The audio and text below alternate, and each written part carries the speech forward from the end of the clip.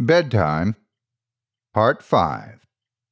Sleep Tight by Michael Whitehouse. Narrated by Otis Jiry. I am shaking as I write this.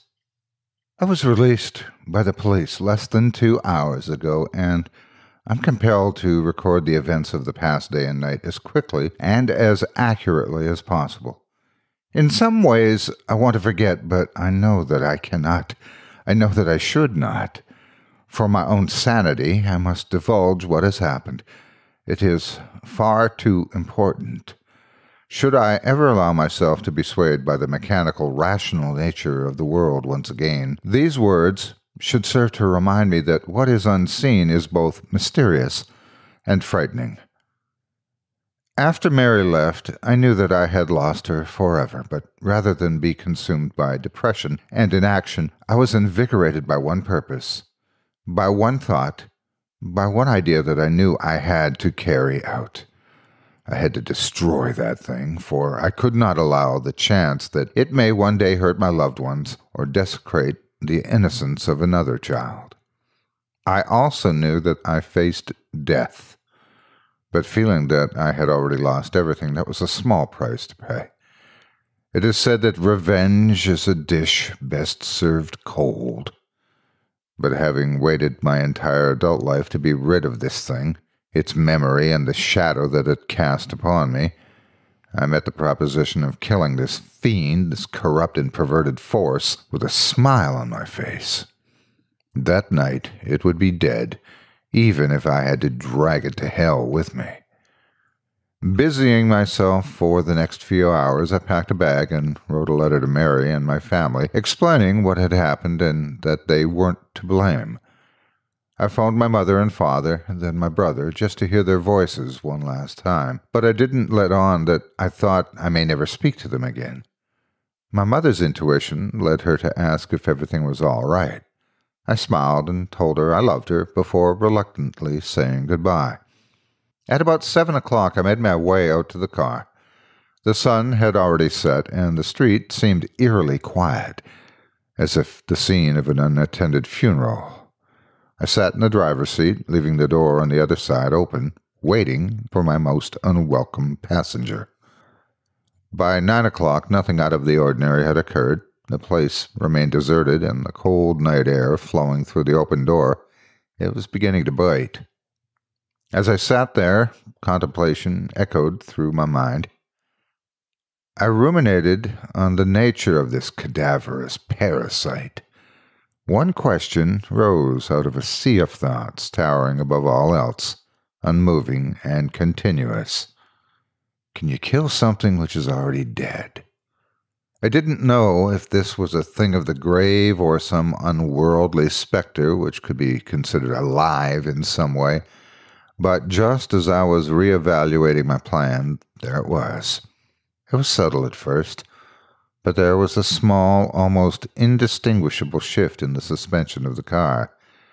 Had it been any other circumstance, I would have put this down to a gust of wind pushing and pulling at the chassis, but I was all too familiar with that feeling from all those years ago, as the bunk bed would shift slightly with that thing climbing into the bottom bed.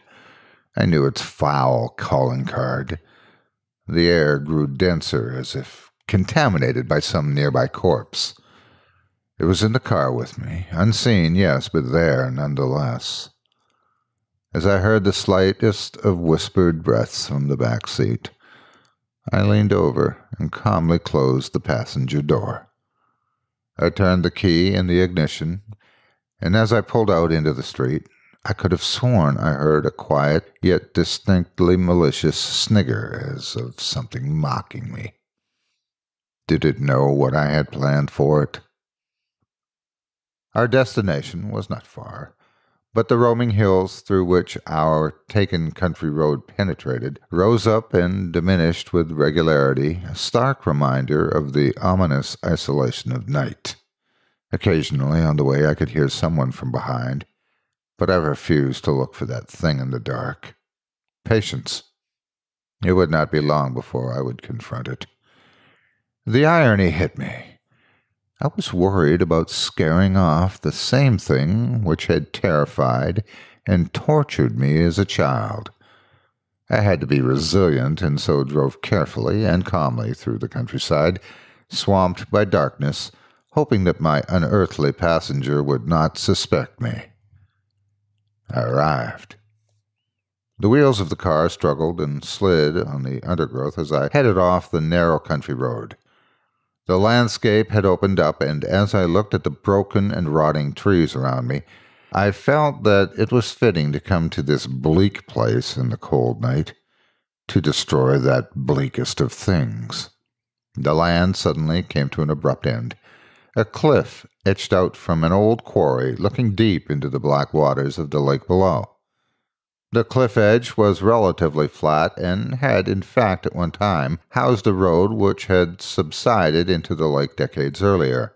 The local kids would tell stories about the vengeful ghosts of those killed during the subsidence, but they were just stories. Or perhaps they weren't.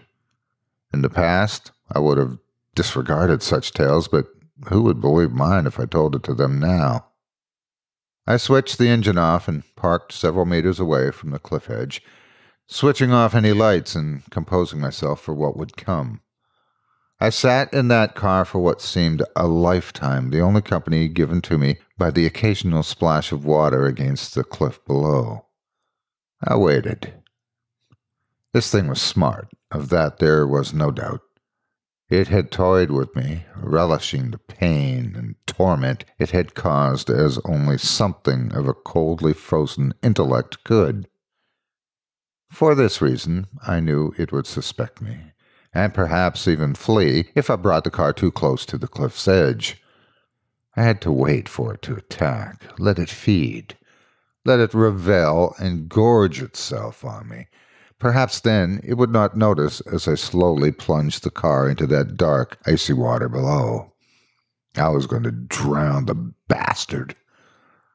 I had appraised the potential consequences in my head and reasoned that there would be a moment, a singular moment, where I would have a slim opportunity to escape from the car just before it reached the edge. Mary and I used to go there occasionally, a place to be together away from everything else, and it did not look nearly as stark during a summer's day. I therefore had the place in mind and knew it well. The drop was at least 30 feet to the depths below, and I did not want to be in that car as it hit the water, nor trapped inside with that abomination. I waited. Then I heard it, slowly at first, and then increasing in rate and volume, a rasping, wheezing breath from behind. Strangely, it sounded more labored than before, each breath a struggle, filled with fluid, rotten and decayed. A shiver ran up my spine. A rank, foul smell began to fill the air. The breath drew closer from behind. My heart began to race, beating hard and fast, as I looked up and saw the windscreen begin to ice up from inside. I could see my breath, a natural thing indeed, but what was unnatural was the breath visibly moving across my face from the side. I turned slowly. I wanted to cry. I wanted to leave, run into the night, but I had to stay. I could not allow it to escape. It was sitting in the passenger seat. I was staring at it and it at me. Hunched over, covered by darkness, contorted, gaunt, hands seized as if fighting rigor mortis, it slowly moved towards me. One bony leg cracked and groaned as it slid over my lap and onto the other side. Oh, God, it was sitting on me. It pulled itself in close to me, and through a shard of light provided by the moon, I saw its face. Skin hung from its jagged features. Glassy eyes stared deep into me as its grin spread up through its face, unnaturally wide as a result of its half-rotten flesh, exposing the rotten muscles, broken teeth, and sinews of its rancid smile beneath. Pulling closer, it opened its mouth, revealing a wet and putrid tongue, which could be seen through part of its missing jaw. wheezing, breathing heavily. A foul stench which stung my eyes and filled my mouth elicited a response from me as I wrenched my body, attempting to expel its poisonous fumes. And as I did so, it stopped for a moment, then cackled to itself, happy, content, staring into its icy cold eyes. It yet gave the impression of an afflicted and increasingly weak old man. It was still incredibly strong, but it seemed as though it had lost some of its potency. Perhaps leaving that elongated room had somehow affected it. Its long, protruding fingers caressed my face, and then, as a show of intent, it stuck one of them deep into my shoulder. I screamed as it bent and twisted inside of me, the rotting fiend moving its finger to cause the maximum amount of damage and pain that it could. As it did so, its other hand slid down against my body. It touched me.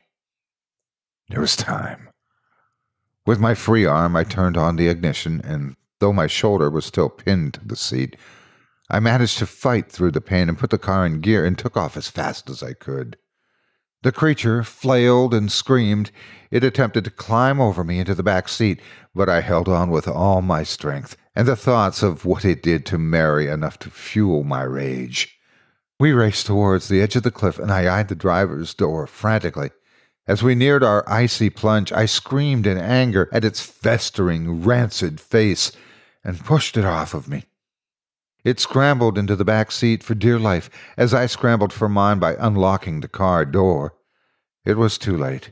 It was too late. The car careened over the cliff face, and before I knew it, we hit the dark water, splitting the black glass-like surface with tremendous force. I should have died then, but an airbag took the brunt of my impact, although I still managed to scrape my head across the door frame. Dazed, I looked around.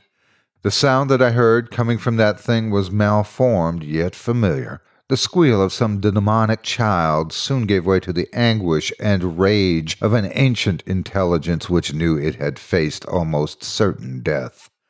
The water was frozen and poured in through the now twisted open car door with such force that it winded me. I gasped for air as my unwilling prey now did. It writhed and twisted as it looked for an exit.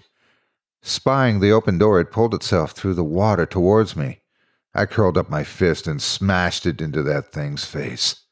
Pieces of rotten flesh flaked off under the impact as a dark black liquid oozed from the resulting wound. Again it attempted to get past me, and I knew that to keep it in that car long enough to drown, that I would have to die with it. I felt numb as the frozen water slipped over my chin. My heart struggled against the cold, and with a sudden surge I was submerged and had breathed my last. I held my breath, but only to compose and ready myself for an icy, suffocating death. I hoped that it would not be painful. My thoughts returned to Mary and my family. An all-consuming sense of sadness and despair overwhelmed me. But as I struggled with that thing trying to get past me and through the door, grabbing and flailing with its arms, I looked down and saw it. Its leg was trapped between the dashboard and the floor of the car by the impact of the fall, and although it could move, it could not leave. I immediately turned for the door. I could barely see but a foot in front of me in that black water, but there was enough moonlight to light my way. Just as I got to the door, the wretch grabbed hold of me and pulled me back into it. It had given up all hope of escaping, but it wanted to drown me with it. We fought for what felt like an age in that cold, bitter grave as the car slowly sank deeper and deeper into the darkness. I could now feel my body pleading with me to take a breath, to exhale my last gasp of air and then inhale the frozen water. I am happy to say that I used my wits to get out of such a horrible fate. Orientating my body, I pushed my feet against the dashboard with enough force to at last escape its slippery grasp. I do not remember much else, bar the anguish and hate-filled scream that my tormentor let out as I left it to die at the bottom of that icy lake.